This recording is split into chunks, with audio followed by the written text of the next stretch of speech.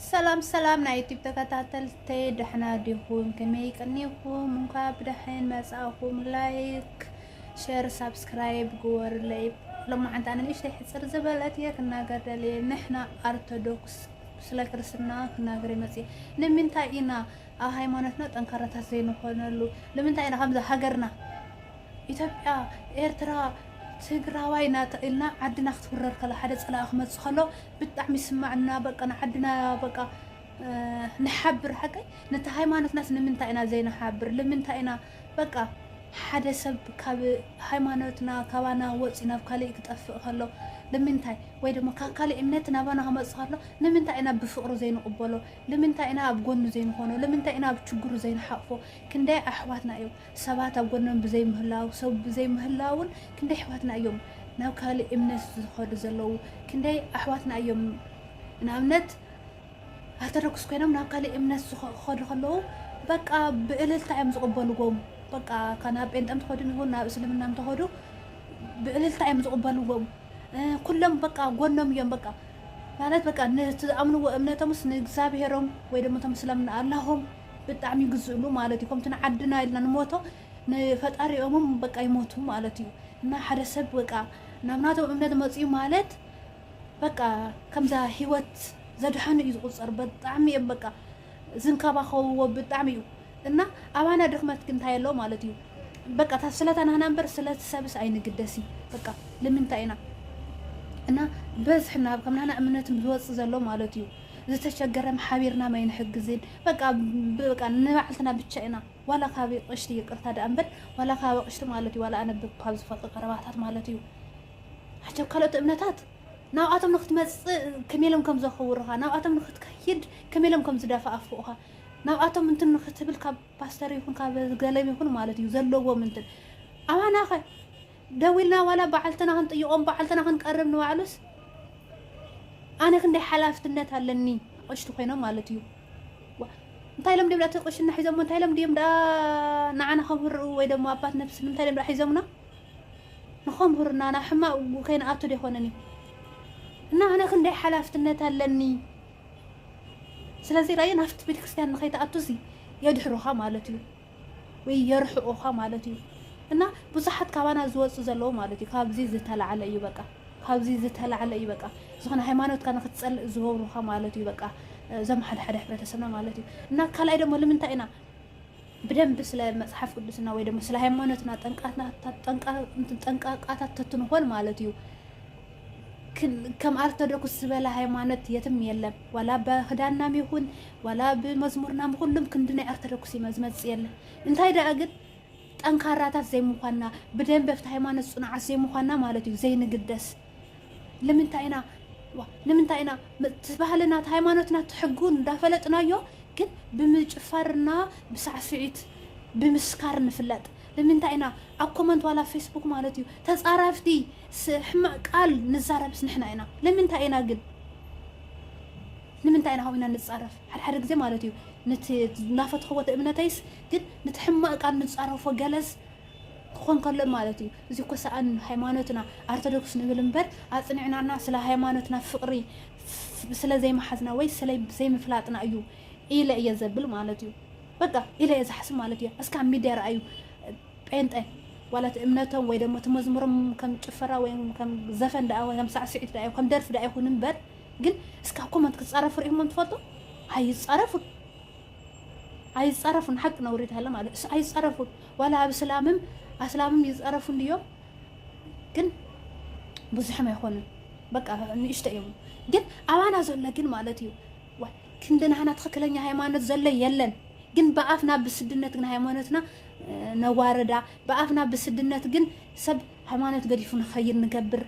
እና ካብ ካልእ ሃይማኖት ክመጹ ከለው ደሞ ማለት እዩ ሰብ ዘይብሎም ክኾኑ ከለው ደሞ ማለት እዩ ክንሕብሕቦም ሳፖርት ንገብሮም ክንንከባኸቦም ኣለና በቃ ኣብዚ ዘየለ ንኾም እዮም ሓደ ሰባት ናብ ጴንጤ ከዱ ከለው በቃ ህይወትና ተቐይሩ ዝብሉ ማለት እዩ ንምንታይ እዮም ተሓባቢሮም ኣዋፂኦም ይሕግዝዎም በቃ ካብ ቤተሰብ ተተገሊሎም ሃይማኖት ክንቀይርኩም ተባሂሎም ክጽልኡ ከለው ንሳቶም ልክ ከም ቤተሰብ ይንከባኸብዎም ገለገለ በቃ ራይዎ እና ሕጂስ ዝኾነ ተላሓንድስ ናብ ጴንጤ እምነታ ቀይራ ካኡስ ቅድሚኡ እንደሓለወት ሰዓት ማንም ሰብ የብላን ኣብ ዘለዎ ማንም ሰብ የብላን قص أفت أرتركس نحلو ساعة بزح سب زح حباي نبرن مالت بقى أقول ناس هنا نبرن ويزن كوا خوا وي ألك حاجة أنت نيل ولا جن أفتم بأنت أمس كدت جن مالتيو وي أبو أنا دي أما يدليوان كابت أمزلوا ما كورة زلوا إنك بكابي زب بقى حميمة مالتيو بقى حميمة لكم حميمة مالتيو زفلتان زي فلتان مالتيو نايت بقى نايت بيت كريستيان بقى نايت بيت كريستيان أفتا بيت كريستيان كساو زخانات مالتي بأنت كساو زخانات أفتا بيت كريستيان كساو زخانات مالتي كل ما تسمع يمزطي جوا رايوه سلازي سبر أنا سب مالتيو ناقم زينا بخم زياتي شوار مالتيو نا حد حويم كمو أنتونيو سودامو بأنت إنيرنا نا أسلمنا هاي مالتي أتو مالتيو قاس وا كم يجير كامنا من بقى إلى بوشت كنا جرا جل هلو مالتيو عفت كومنت بقى كلها صنيعة إمنا تتخكلنيا بقى الله يمنع مني لو كمان سيف بوش تحطيه الله جد بقى ميولاو تربينو ساعات إتشنو لين ساعات إتشنو سب كتاب محرني سلا زوره هو سب سئين إيه لهودي نخبري لإيه كيدي سلازي سرح ذا سرحني ويز حق زان السب ምናምን ይለኒ ካው ስልካ ሃበኒ ገለይለዮ ማለት እዩ ስልኩ ተቀቢለ ማለት እዩ ታስልክ ማለት እዩ ና ዓበይቲ ታሽሙ ዘለዎ ማለት እዩ ና ዓበይቲ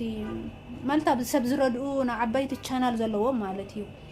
ሂበዮም ማለት እዩ እና ሓደ ሰብስ ብሰአን ሰብ ብሰአን እንትን ና ኮምዚ አቱ ካላይም ደሞ ካብህፃና afta ሃይማኖት ጸኒዕና ብዘይ መሃርና ወይ ብዘይ ምዕባይና afta ሃይማኖትስ በቃ እንታይ ዳ ናብ ደርፊ ገዲፍናስ ናብ መዝሙርና afta ሚዲያ ካብ ምጽራፍ እዚ ነው على ስድነት እዩ afta ሚዲያ ተጸሪፍና ማለት እኮ ንወለድና ምንጸርፍ ንኮን ማለት እኮ እዩ እና ዝጻርፍታት ሲያትስ ክውገድ ኣለዎ በቃ አምና ሓና ዝኒእስ ዘይንጻረፍ ገለ ተኸይና ከም ዝፋራ ገለ ዘይሰጥት ወንካስ ከም ዝፋራ ገለ ይቆጽር ማለት እዩ ግን እዚ ክኾውንስ የውልን እና ሓደራሁም በተለይ ኣብ እምነትና ማለት እዩ ክንሓብር ኣለና በቃ ሓደ ሰብ ብዙሕ ሰብ ማለት እዩ በቃ ኣብና ሓናስ በቃ ንኹም ምክንያት በቃ ብስንፍናና እዩ ሰብ ዝጣፍአና ዘሎ በቃ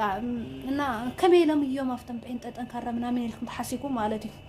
ሓድነት ኣለዎም በቃ ከምዚ ዓድና ትውረር ኣለና ሓድነት ንኸውን ማለት እዩ ኣፍተ ሃይማኖቶም ከም ሓድነት ኣለዎም በቃ ግሩፕ ኣለዎም ንሃይማኖቶም በቃ መወት እዮም በቃ ንሃይማኖቶም ጠንካራታት እዮም ንሕና ግን ለምንታይና ቀለለ ብልና ንሪኦ ንሕና ቀለለ ብልና ንሪኦ ለምንታይና ጸኒዕና ኣፍተ ሃይማኖት ስለዚ ዓበና ዝዓበና ኣፍቲ ደርፍና ኣፍቲ ምስታይና ኣፍቲ ምጽራፍ ስለዚ ዓበና ማለት እዩ ብጸርፊ ተይኮነ ብመኽሪ ሓደ ሰብ ተተጋጊዩ ማለት እዩ ኣይ ንስኻ ከምዚኣ ኻይልናስ ብጸርፊ ነባርሮ ነቲኣቶም ደሞ ብፍቅሪ ይقبلዎ ስለዚ ብጸርፊ ተይኮና ክነባርሮ ማለት እዩ ብፍቅሪ ኢና ክነብሎ ክንምልሶ ዘለና እና ሓደ እንታይ ትብሉ ዋላ ሓደ ሰብ እምነት ተቀይሩስ ሕሲር ይበል ከምዚ እንዲና ተሃልና ሳብ ኮመንት ገለ ንጸርፎ ካብ ንጸርፎ ማለት ናብ ልባህ ተመለሲልካ ማለት እዩ ትምህርት ተኸተኸለኛ ማለት እዩ ክነምሆረ ኢና ዝግበአና እምበር ብጸርፊ ክነባርሮ የብልናን ማለት እዩ እና እዚያ ምናይ ተዓሽሙና ሰምሕና ዘለና ስንፍናታት ብጸርፊ ብምጽራፍ ናይ ተሸነፍት እምበር አሸነፍት ይኮንናይ ስለዚ ንኸሸነፍ ንሓደ ሰብ ክነሽንፈት ኮይና ማለት እዩ ብምምሃርና ብምምዓድና ክንመልሶ ንኽእል ሓደ ሰብ ደሞ ካል እምነት ክመጽእ ከሎ ደሞ ክነጥንክረና ክንሕግዞ ኣጎኑ ክንከውን እምበር ክንረሕቕ የብልናን ስለዚ እቶም ካልኦታት ዝሽውድና ወይ ዘሽንፉና ዝኔው ብኾም እዮም ብምትሕግጋዝ እዮም ስለዚ ፕሊስ ኣሕዋተይ እንተሓጋገዝ ኣብ ሃይማኖትና ንጠንክር ሰኣን ከምዚ ብዙሕ ኣሕዋትና ይጠፍኡ ኣለዉ ኣብ ሰሙን እዚ ዝኾነ ካብ እስልምና ናብ ኦርቶዶክስ መጽኡ ሰብኡማ ኣብ ቤተሰበይ ኣብ ዓዲ ክጸርፉኒ ክቐትሉኒ እማጥ ከሊኦም ኒልስ ናብ ኣዲስ ኣበባ መጽኢት ይል ካብ ኣዲስ ኣበባ ራይዎ ንሕና ኦርቶዶክስ ማለት እዩ ግን ናብ ጴንጤ ኸይዱ ሰትኾን ግን ዋ ብኽብሪ እዮም ቅበልዎ ነይሮም ንሱ ግን እምነቱ ዋላ ይቀይር ግን ዓዱ መቕማጥ ምስ ከለእዎ ኣብ ኣዲስ ኣበባ መጽኡ ግን ራያ ኣዲስ ኣበባ ኦርቶዶክስ ጠፊኡ ድዩ ህዝቢ ኣይንግደስን መጻ ኸደስ ኣይንግደስን ሰብ ሲኢኑ ማለት እዩ ኣብ ጎደና ኣይደቂሱ ኣብ ጎደና በቃ ካብኡ ንፈጣሪ ዘለ ሓደ ሰብ ኣግኒይዎ ታሪኩ ብዘውረየ ኣብ ሚድያ ውፅኦም ደሞ ኣብ ከምዚ ዓይነት ዘለዉ ሰባት ንሓግዝ ቤተሰቡ እምነትካ ቀይሮም ኢሎም ዋላ ዓዲ ሰፈርም ኣብቲ ዓዲ እስላም ስለ ዝኾኑ በዝሑ ማለት እዩ ከምዚ ኢሎሞስ ብከምዚ ምክንያት ንኣዲስ ኣበባ መፅኡ ኣለዉ አዲስ አበባ ነብራላ አጎደናኔ ስለዚህ ናሃይማኖቱ ኦርቶዶክስ ተሸነሉ ንዝመጽ ሰብስ እለለና ክንንከባከቦ አጎኑ ዝኾነ ማሕበር ክንፈጥር ክንድዝግበአናስ ጉዳይና ይኾነይ ስለዚህ አፍት ግን ደርፍ ኾን ከለ ሓደ ሰብ ደርፍ ከውጽ ከለ ግን ወላህና አጎኑ ንኸውን ራዮ ሓደ ደርፍ ከውጽ አጎኑ ንኸውን ሓደ ሰብ እምነቱ ካካሊ እምነት ናብ ኦርቶዶክስ ናብ እግዚአብሔር ክመጽ ከለ ግን አጎኑ ይንኸውን ስለዚህ እዚያት ነስተካክሎ አሕዋተይ ማዓረይ እና በቃ እዚያ ያ እና በኻሊ ቪዲዮ ክሳብ ዝመጽእ ሰላም يرهبنا لايك شير سبسكرايب بليز አበራቱኒ ቻው ቻው